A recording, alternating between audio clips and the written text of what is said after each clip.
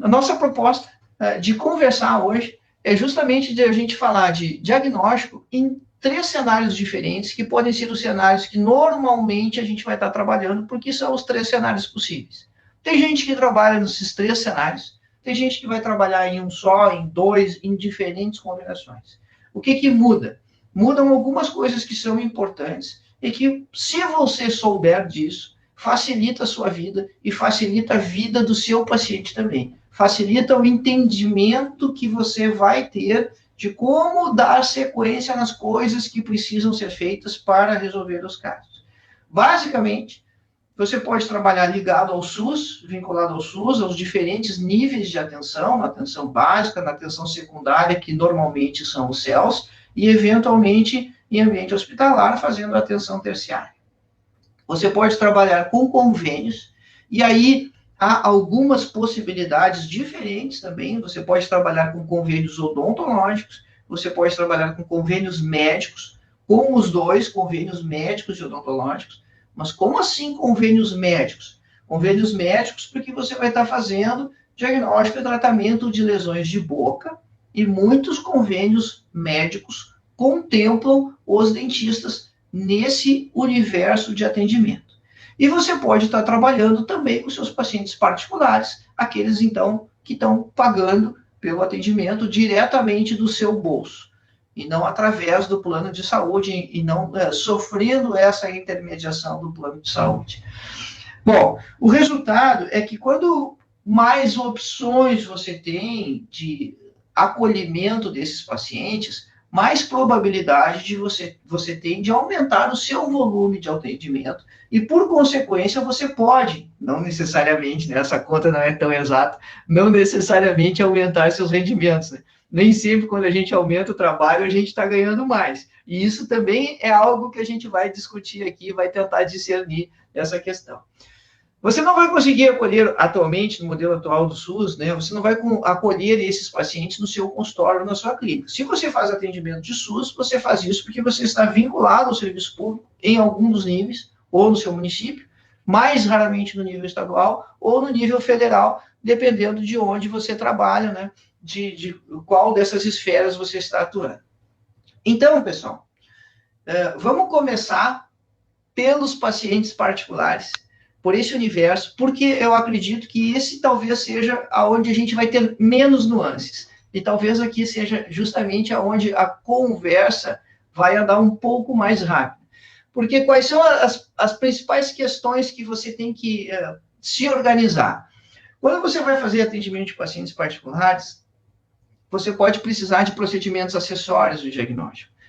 Quer seja biópsia que você mesmo vai fazer, ou que algum outro colega vai fazer, o que seja exames de sangue, ou outros exames complementares, ou exames radiográficos, enfim.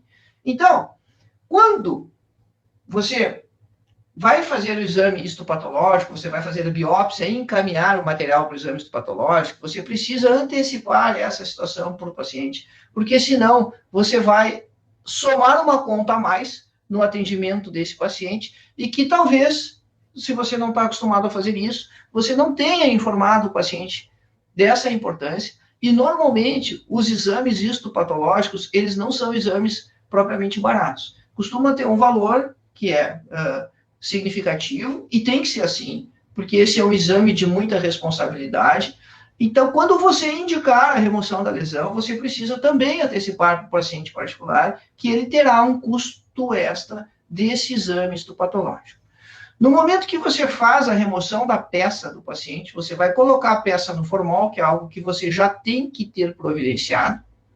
E aí, independente de qual dessas esferas que você vai estar trabalhando, se você vai estar trabalhando com SUS, se você vai estar trabalhando com convênios ou particulares, tem a rede básica que você tem que ter ela montada. Não estou me referindo à rede do SUS, eu estou me referindo à sua rede de atendimentos que tem que estar estabelecida.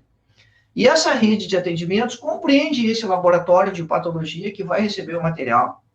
Porque quando você solicita um exame de sangue, você pode até dizer para o paciente, olha, procure o laboratório de sua confiança para fazer esse exame de sangue. Se você solicita uma radiografia, uma conibim, uma panorâmica, você pode indicar aquela clínica de radiologia que você gosta mais, é da sua confiança, ou você também pode dar essa liberdade para que o paciente procure a clínica de radiologia que for mais conveniente para ele ou que o convênio dele contemple, mas quando você tem um material para ser examinado ao microscópio, você não pode fazer isso. Por que você não pode fazer isso? Não pode em tese, né? Porque não adianta você dizer para o paciente, olha, tirei teu material, está aqui, agora tu leva em algum laboratório de patologia, simplesmente porque isso é fora da realidade das pessoas. Então, este fluxo com o laboratório de patologia faz parte dessa rede de atendimentos que a gente tem que ter construído. Então, você precisa ou pode ter a indicação do laboratório de análises clínicas? Pode, não precisa, o paciente pode procurar. Mesma coisa imagens, você tem preferência por algum lugar? Maravilha, senão o paciente pode procurar. Mas o laboratório de patologia, você tem que ter o caminho. E além de ter que ter o caminho, você tem que definir como esse material vai chegar no laboratório. E aí você tem várias possibilidades também, mas que também, no momento que você vai fazer esse procedimento, vai indicar essa situação para o paciente, você já deve ter isso pré-combinado, pré-estabelecido. O que eu quero dizer? Quer dizer o seguinte, cara, você vai começar a trabalhar com o diagnóstico de lesão de boca, vai começar a fazer biópsia de vez em quando e tal, caso você ainda não faça, esse chão, esse caminho, você tem que mapear ele antes, para que as coisas depois, elas transcorram com facilidade, para que você não crie novos problemas para o paciente. Então, uma das hipóteses é justamente você entregar o material para o paciente, referenciar o laboratório, e ele vai levar o material. Ah, mas eu acabei de operar o paciente, ele está com pontos, mordendo a gás ainda, ele vai sangrando, levar lá para o laboratório de patologia. Não, de maneira nenhuma. O material está no formol. Ele pode levar na semana que vem, se ele quiser, que não vai deteriorar, não tem problema nenhum, esse material não precisa ficar na geladeira de forma alguma, basta que ele não derrame o formol que está lá dentro, mas os vidros são bem fechados, não vai ter maior problema. Ele pode levar no outro dia, um familiar pode levar, não precisa nem ser ele, mas você precisa encaminhar o frasco devidamente identificado e a ficha de biópsia. Bom, você se desonera de fazer esse fluxo de levar o material, e o paciente vai fazer, lembra que a gente começou conversando sobre os pacientes particulares, o paciente vai fazer o acerto desse exame diretamente com o laboratório e não há razão para que o profissional seja o intermediário desses valores ou dessa negociação. Bom, também pode ter situações que o laboratório tenha rotina para recolher o material, você vai ligar para lá, e você precisa saber disso antes, e aí o motoboy vai passar em vários consultórios da cidade, inclusive no seu, e vai pegar esse material e vai levar embora. E também existem situações que você pode estar trabalhando em lugares onde não tem um laboratório de patologia. E se você está num lugar onde não tem um laboratório de patologia, e eu não estou me referindo especificamente a um laboratório de patologia bucal, isso é mais difícil ainda. Na maioria das cidades do Brasil, tirando as capitais e as cidades que têm escola de odontologia, cidades de porte médio, na maioria das cidades você não vai ter um laboratório de patologia, quiçá de patologia geral. Então você vai ter que mandar esse material para algum lugar. E como você vai fazer esse encaminhamento, também você precisa ter isso determinado antes, esse fluxo. Muito provavelmente esse material vai ter que ser enviado por PAC ou SEDEX via correio para algum lugar que você já tenha esse fluxo estabelecido. E nessa possibilidade, então, do paciente particular, esse acerto financeiro você vai ter que negociar como isso vai ser feito. Porque você não pode embutir, você não pode pensar que você vai pagar o exame junto com os seus honorários do procedimento. Não sei, é duas contas separadas, gente. É duas contas separadas, porque o exame histopatológico ele tem um valor significativo. Bom, então, essa questão de fluxo, de chão, de onde você vai encaminhar e tal, você precisa determinar antes para todas as circunstâncias. Tanto faz ser um paciente de convênio, tanto faz ser um paciente particular, tanto faz ser um paciente do SUS. Acontece que quando você está trabalhando com convênios, essa questão do encaminhamento para o laboratório de patologia, ela é muito semelhante. Só que tem circunstâncias onde você vai solicitar a autorização do procedimento para o convênio, a gente vai falar bem mais disso na sequência, mas aí você também precisa incluir nessa sua solicitação, é burocracia, mas precisa ser feito, a necessidade ou indicação de que haverá um exame histopatológico para que esse exame histopatológico seja pago, seja coberto depois. Bom, aí tem o seguinte, né? Tem alguma dificuldade, algum problema do paciente ficar com esse material na mão? Você tem alguma insegurança com isso? Não, pessoal. Quando a gente faz muitos exames de urina, de fezes, nós somos responsáveis por fazer essa colheita e por levar o material no laboratório. Então, a gente faz isso, os pacientes fazem isso para diferentes especialidades médicas. Então, não há nenhum problema desse material ser levado ao laboratório de patologia ou ser encaminhado ao laboratório de patologia pelo próprio paciente. Não tem nada errado com isso, tá? E a mesma questão, então, quando você está tratando a questão dos convênios. Bom, existe um outro ponto importante a respeito de pacientes particulares, né, que você precisa pensar também como você vai fazer. Esses pacientes que vão precisar de sua atenção permanente, pacientes que têm manchas pigmentadas, quer seja brancas, escuras, avermelhadas na mucosa, que vai precisar controle, pode ser ceratose friccional, que você já corrigiu, mas precisa acompanhar se ela vai desaparecer. Podem ser leucoplasias, podem ser nevos ou pigmentações melânicas que não se sabe a história, que o paciente não sabia que tinha, que isso foi percebido agora. Invariavelmente, esses pacientes precisam de novas consultas. Para os pacientes que são particulares, você pode negociar esses valores de consulta, antecipar a quantidade de consultas que é o mínimo que você imagina que esse paciente vai precisar e já deixar isso, deixar isso pré-contratado conosco. Então, sabe que vai precisar pelo menos 3, 4 consultas ao longo do ano, e aí você já fixa as datas dessas 3, 4 consultas, e você pode oferecer algum desconto percentual se o paciente pagar esses valores já antecipadamente para você. E no momento que o paciente acerta esses valores, já deixa as datas das consultas marcadas. Ah, mas outra consulta é para daqui a 1 ano. Não tem problema, ela fica agendada, se houver algum problema, a gente conversa com o paciente conversa conosco, a gente ajusta essa data quando estiver mais perto lá, até porque é muito importante a nosso pessoal de apoio, a nossa secretária, enfim, seja quem está nos ajudando, ligar lá perto para confirmar a consulta, para a gente não perder essa possibilidade.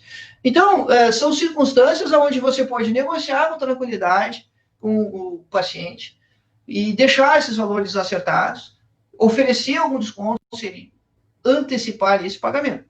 Isso vale também para aqueles pacientes que precisam de atendimentos sequenciados. O tipo laser terapia. Para quem? Para paciente que tem afta recorrente, para paciente que tem herpes, para paciente que faz líquen plano, que às vezes fica erosivo e você precisa manejar o líquen plano. Para esses tipos de tratamento de doenças ou de alterações que não têm cura e que são recidivantes. O paciente cura o episódio, mas passa um tempo e esse paciente volta a fazer novos episódios da doença. E aí, ele fazendo novos episódios da doença, ele vai precisar de novas sequências de tratamento. Então, também é uma possibilidade com o paciente particular de você fazer a negociação de um pacote de procedimentos que ele vai gastando, né? Ele vai usando essas intervenções à medida que ele for tendo as recidivas dele. A gente sabe que as recidivas vão acontecer, a gente sabe que as recidivas são frequentes, então esse paciente ele vai necessitar da sua atenção mais vezes, tá? Qual a especialidade? Bom, a especialidade é diagnóstico e tratamento das lesões de boca, né? Você pode chamar de estomatologia, de diagnóstico bucal, de patologia, enfim, qualquer uma dessas. E aí, então, considerando que o paciente particular você vai ter essas nuances, você pode aplicar alguns conceitos parecidos nessa forma de condução dos casos para os pacientes que são pacientes de convênios. Bom, aí, pessoal, a gente precisa separar alguns mundos distintos que existem na questão dos convênios. Primeiro, assim, que de uma maneira geral, ninguém de nós gosta de atender convênio, porque a gente sabe que os convênios pagam menos, pagam pouco, enfim. Mas olha só, quando você está tratando de lesão, o filão não é, claro, você atender convênio odontológico. O convênio odontológico, ele realmente remunera muito mal. E, às vezes, ele não remunera as consultas. Esse convênio não serve. Esse convênio não serve. Se você está trabalhando com um convênio que não vai remunerar as consultas, que não vai remunerar esses procedimentos menores, para você fazer diagnóstico, tratamento de lesões bucais, você não vai conseguir dar essa alavancada que você está esperando fazer no consultório. Agora, os convênios médicos, eles contemplam as consultas, inclusive alguns têm consultas para profissionais não médicos, e que a remuneração é tão atraente quanto, e para esses casos, você precisa primeiro credenciar no convênio, e isso depende do lugar da cidade onde você está trabalhando. É preciso que você saiba assim, o que domina naquela população. Não adianta você ouvir dizer assim, o Bradesco Saúde é um convênio que paga muito bem, eu vou fazer Bradesco, e lá na sua cidade tem 20 pessoas credenciadas com Bradesco, 20 pacientes, né, 20 vidas, como eles chamam, que tem Bradesco Saúde, e a sua possibilidade de ter um rendimento real, verdadeiro, com esse convênio, vai ser muito pequeno. Então, você precisa saber da sua realidade. Você precisa saber também que a Unimed ela é uma cooperativa médica, portanto, para nós ela não é como um convênio, mas cada uma delas tem autonomia. Então, lá na sua cidade, a Unimed de lá, ela tem autonomia para credenciar ou não dentistas, e aí credenciar, porque como ela é uma cooperativa de trabalho, ela é daquela categoria profissional, então você não vai poder entrar como parte daquela categoria profissional, como um associado da Unimed, porque nós não somos médicos, mas você vai poder fazer os atendimentos desses pacientes. E aí, tem todo um processo de papelada, claro, para você fazer o credenciamento, e depois, para você fazer o atendimento, inicia uma outra sequência. Cara, você tem que estar disposto a trabalhar um pouco com a burocracia, com a papelada, porque você vai ter documentação para fazer, você vai ter documentação para fazer as cobranças dos convênios, e isso, e já antes de fazer o procedimento, para que eles sejam autorizados, e isso, claro, você vai ter que aprender, treinar a sua secretária, enfim, para lhe desocupar um pouco disso, mas assim, passo a passo é o seguinte. Primeiro, você vai fazer biópsia, escleroterapia, laserterapia, você tem que achar onde é que isso aí se enquadra dentro da tabela, a famosa tabela de códigos de procedimentos, e basicamente você tem 3 situações aqui. Ou os convênios utilizam a tabela TUS, né, a TUSS, que é da Agência Nacional de Saúde, e a TUS quer dizer Terminologia Unificada de Saúde Suplementar, e você vai ter uma lista de procedimentos lá com uma lista de códigos. Ou tem a outra que é a CBHPM, que é a Classificação Brasileira travou a língua, hierarquizada de procedimentos médicos, que é a tabela da Associação Médica Brasileira. Elas são muito semelhantes, elas são muito parecidas, e aí, então, você tem que ver qual delas o convênio está utilizando, e menos provavelmente você pode ter a VRPO, que é a tabela de odontologia, né, de valores referenciais para procedimentos odontológicos. Então, o plano de saúde ele vai informar você qual é a tabela que você tem que usar, e aí você tem que fazer um laudo. E o que tem que ter no laudo? Bom, pontos que são chaves, né, que se você não colocar, você não vai fazer o procedimento, porque eles não vão autorizar. Um CID, o tempo de evolução, e aí tempos de evolução curtos tendem a ser aprovados com mais facilidade pelos convênios, o código esse que você consultou lá na tabela e o descritivo do código, então vai um número ali, o que é. Existe um formulário padrão para você solicitar exames e para você solicitar procedimentos ambulatoriais para os convênios médicos, que é esse aqui. O convênio coloca logo aqui, mas ele pode colocar, qualquer convênio vai usar esse mesmo tipo de formulário, tem alguns, inclusive, sem logo, universais. Eventualmente, eles podem ter um formulário próprio, mas normalmente eles utilizam esse aqui, e a gente vai utilizar isso aqui para solicitar exames também, exames de sangue, demais exames complementares que o paciente for fazer pelo convênio. Bom, aí o próximo passo é o paciente fazer a autorização desse procedimento junto ao convênio, e aí ele vai ter que fazer isso. E depois que ele fizer a autorização, aí nós marcamos, agendamos e vamos fazer o nosso procedimento, né? Vamos marcar o procedimento para realizar o procedimento do paciente. Aí é o seguinte, pessoal, as coisas que acontecem. Tem convênio que vai tentar trancar de tudo que é jeito. Então já procure ser o mais descritivo possível. Tem convênio que vai pedir laudo complementar. Se você já sabe disso, porque você já fez 1 ou 2 procedimentos por esse plano de saúde, por esse convênio, preencha isso antecipadamente no receituário e coloca junto. O paciente tem radiografia, você vai fazer um odontoma, por exemplo. já vai o laudo da radiografia da Conibim junto, né? Uma cópia dele, para que o paciente encaminhe essa autorização. São tudo coisas que podem trancar esse processo de autorização. Então, se você está realmente disposto, isso, como eu disse, assim, esses convênios que cobrem procedimentos que não são os convênios odontológicos, você pode fazer um volume de atendimento significativo, pode fazer uma forma de renda e um rendimento muito legal. Mas você tem que ser cuidadoso no preenchimento desses laudos, colocar essa outra parte complementar, de exames complementares juntos, e ele vai encaminhar a autorização. Aí, feito o procedimento, você tem que encaminhar detalhadamente, aí vem o lance, né, que eles ferram a gente. É a famosa glossa. O que é a glossa? A glossa é o seguinte, o convênio autorizou o procedimento, você fez o procedimento, e aí depois eles trancam, eles não vão te pagar. Por que eles não vão te pagar? Porque quando feito o procedimento e precisa descrever, alguns não precisa, outros precisa. Quando precisa descrever o que foi feito, tem que fechar com aquele código que a gente escolheu lá. Então, feito isso, você tem que fechar, né? Tem que casar. O que você fez com aquilo que você prometeu, né? Se você colocou que ia fazer uma osteotomia alvéolo palatino e foi uma biópsia na língua, não vai dar certo, eles podem glossar. Ou você colocou que ia fazer uma biópsia de partes moles, e aliás é um código horrível esse, paga bem pouquinho, tem excisão e sutura de lesão de boca, e não teve anátomo patológico. Como assim, né? O cara fez uma biópsia e o material não foi para anátomo patológico, tem alguma coisa errada aí. E quando tem alguma coisa errada, eles glossam. Tem um outro ponto, né? Às vezes você solicita o procedimento e o paciente e o convênio diz que o paciente não tem direito àquele procedimento. Bom, pessoal, também assim, minha opinião, né? Como eu disse no início da conversa aqui, isso que a gente está conversando é do dia a dia de trabalho, isso não está escrito em lugar nenhum. Então, é muito reflexo da minha vivência, da minha experiência.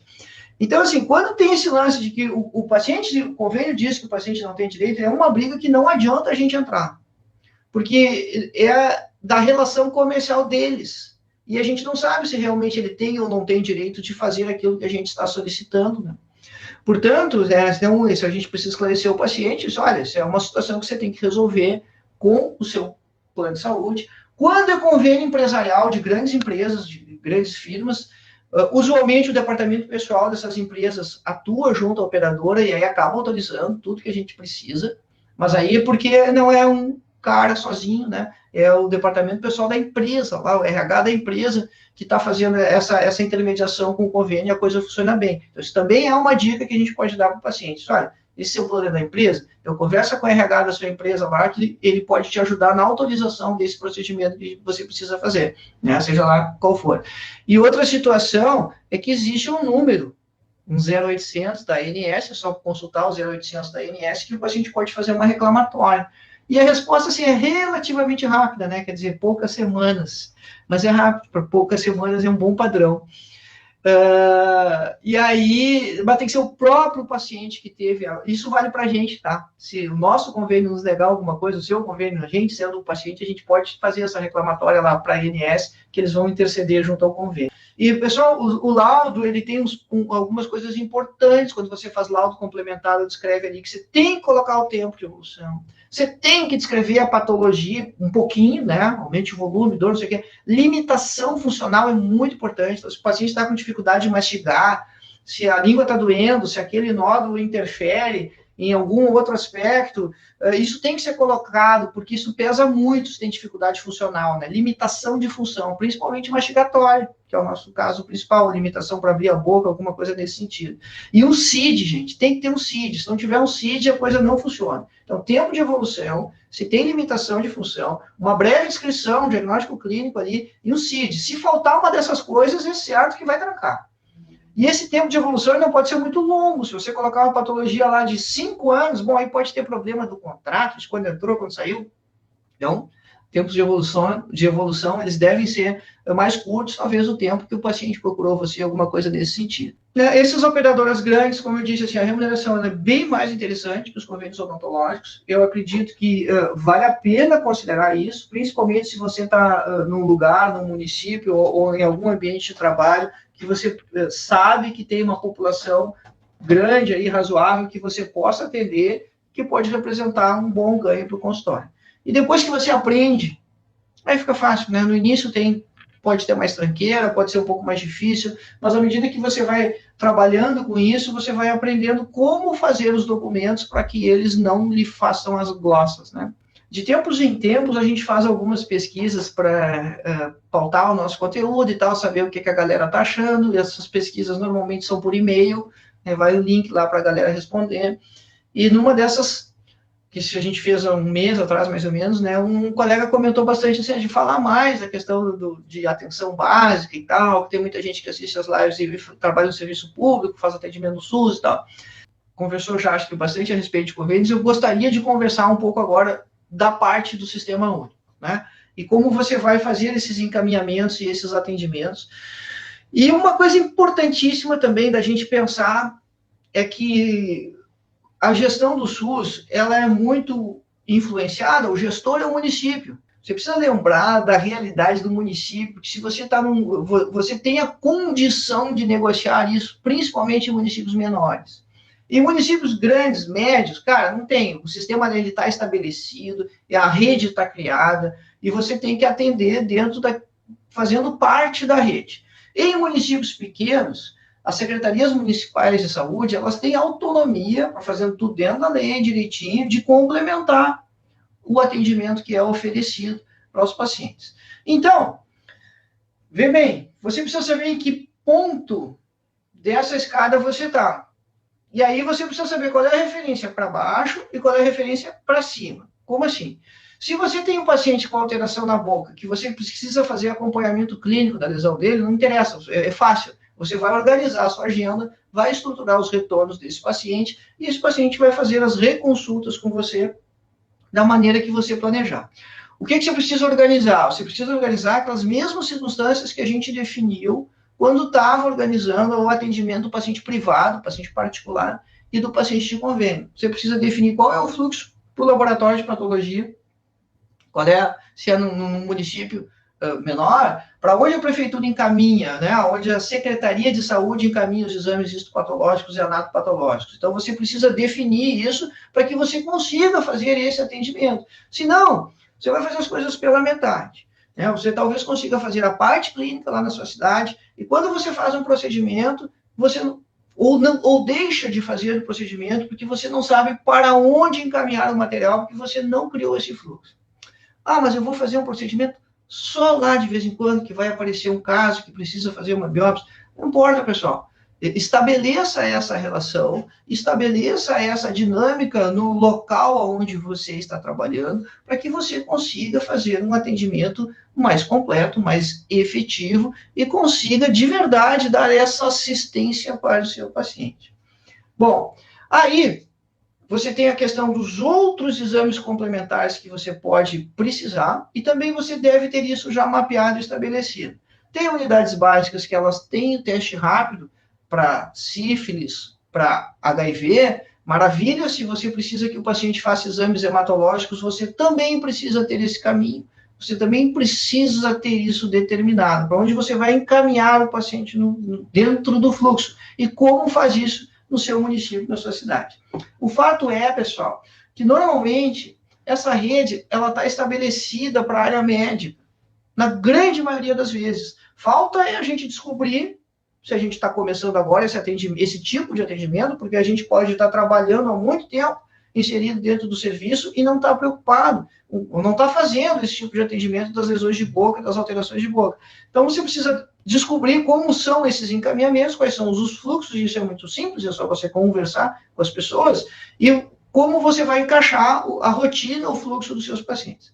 Bom, aí vai ter circunstâncias, talvez, que você precise encaminhar para o CEL, né, ou para a atenção terciária, e aí vai ter o documento de referência, ou contra-referência, ou isso vai ser por sistema informatizado, mas sempre vai ter um passo de encaminhamento onde você vai ter que preencher as justificativas. Em alguns lugares isso é papel, em alguns lugares isso já é online, não importa, né? Você vai ter que saber como é que está funcionando aí onde você está, para que você possa dar o próximo passo no tratamento desse paciente. E aí, tem um detalhe muitíssimo importante, que é a questão do paciente oncológico. Ah, mas aparece menos, aparece pouco, vejo só de vez em quando. Bom, mas você tem que saber como você dá andamento no caso do paciente oncológico, porque esse é o caso grave.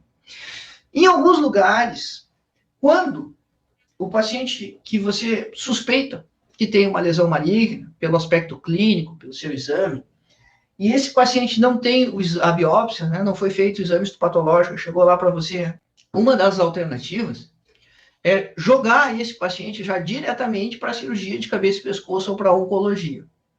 Então, vê bem, normalmente esses serviços terciários, né, para o paciente que tem câncer, eles têm uma fila de espera muito grande. Então, esse paciente vai acabar sendo atendido dali a meses, porque ele caiu na fila grande, porque ele não tem diagnóstico de lesão maligna ainda. E aí, você tem uma maneira de tornar essa caminhada muito mais curta. O que vai acabar acontecendo se esse cara cai na fila grande? Quando ele chegar para o atendimento, o tumor dele vai estar muito maior, porque passou meses, e o tumor nem foi biopsiado ainda. Então, vê bem, como a gente teve a melhor das intenções, a gente quis acelerar o processo, a gente quis fazer o paciente ganhar tempo, e a gente já encaminhou ele para o oncologista. Falando, então, especificamente do Sistema Único, tá? Do SUS. A gente já encaminhou para o oncologista. Só que a fila da oncologia é desse tamanho. Principalmente para o cara que não tem diagnóstico, tá? E aí ele vai passar o tempo, e a lesão vai crescer, o tumor vai crescer e tal. E quando ele chegar ao tratamento, é óbvio, né? Passou o tempo, o caso vai estar muito pior do que quando a gente viu, e a gente teve a melhor das intenções, e foi proativo, e rapidamente inseriu esse cara na fila. Como a gente pode fazer para essas coisas irem mais rápido? E para esse paciente não perder esse tempo, é justamente fazendo a biópsia. Por quê? Porque para fazendo, uma vez que você faça a biópsia, você vai ter o laudo histopatológico, e aí sim ele consegue entrar na fila curta. Na maioria dos lugares é assim, tem aquele sistema de DISC-ONCO, tem referência, contra-referência, enfim, você consegue que ele seja atendido antes, porque ele já tem o diagnóstico. Ele não é um paciente que está indo para o serviço de oncologia ou de cabeça e pescoço para fazer alguma avaliação. Então, a gente ajuda muito mais o paciente. O paciente ganha muito mais tempo quando a gente faz a biópsia e já tem o laudo histopatológico. Ele vai diminuir o tempo de espera dele. Mas aí a gente tem que realmente fazer, né? Para isso que você precisa ter essa história montada.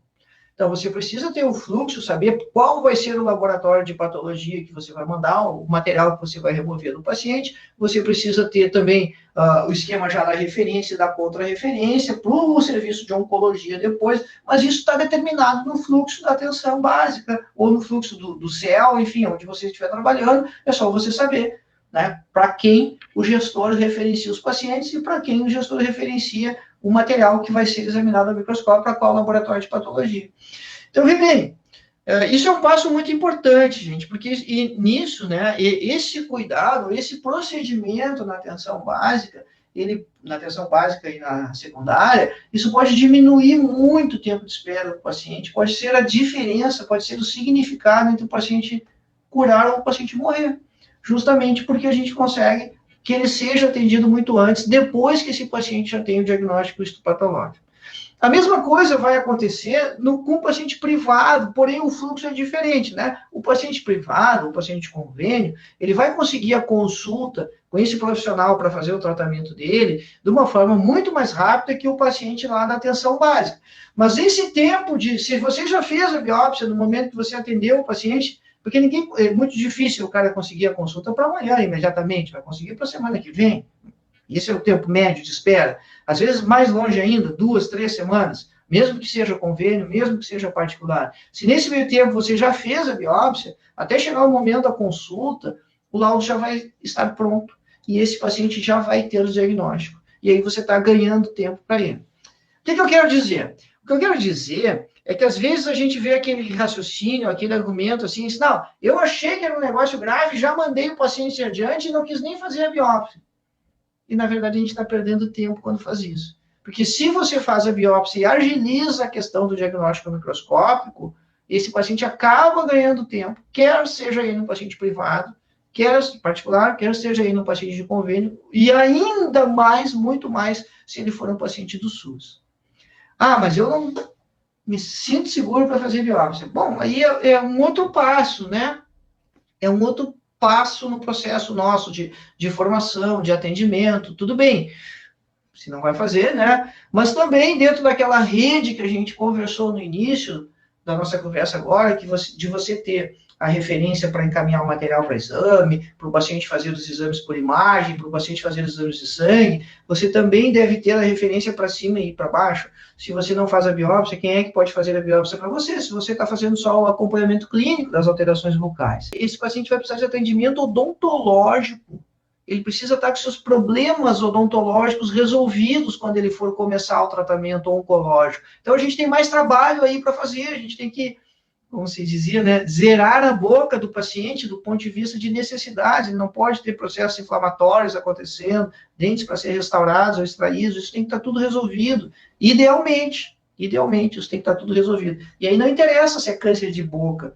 Não, o paciente oncológico no geral, a boca tem que estar com as suas necessidades solucionadas. E se você não tem esse paciente com as necessidades odontológicas resolvidas e atendidas, você perde mais tempo ainda, né? Tipo aquela situação assim, eu já vi muitas vezes isso. O cara vê a lesão, né, e diz ao paciente assim, não, agora você vai consultar com o cara lá, e você só pode fazer o tratamento odontológico depois que ele disser o que é isso, ou depois que ele resolver essa lesão. Não, cara, normalmente não tem nada a ver, né? Vai ter que fazer o tratamento odontológico já, e às vezes até facilita, porque você tira os focos inflamatórios e infecciosos e faz a adequação bucal. Então, uma coisa não tem que esperar pela outra, né? Tipo, tem um nódulo na língua, vai consultar para ver o que é e depois a gente vê os dentes. Não, as coisas elas andam juntas, os pacientes têm que ter suas necessidades atendidas juntos, né? A gente não faz o atendimento dos pacientes com, por exemplo, câncer de mama, que estão fazendo quimioterapia, que dá uma mucosite super agressiva, e a quantidade de pacientes é muito grande, de mulheres que fazem quimioterapia para câncer de mama, de homens que fazem para próstata, e tem mucosites super violentas, e a gente não ajuda essas pessoas, né? São pacientes que a gente está deixando passar, e que precisam muito da nossa ajuda. Às vezes fazem essas lesões de forma tão intensa, que eles têm que interromper o tratamento oncológico, né? Mas eu acho que a gente conseguiu ter uma boa ideia, assim, né, de algumas dicas de como fazer esses atendimentos, como caminhar nesses cenários aí, para que a gente possa fazer as coisas de forma efetiva e também de forma lucrativa, quando são os pacientes particulares de convênios,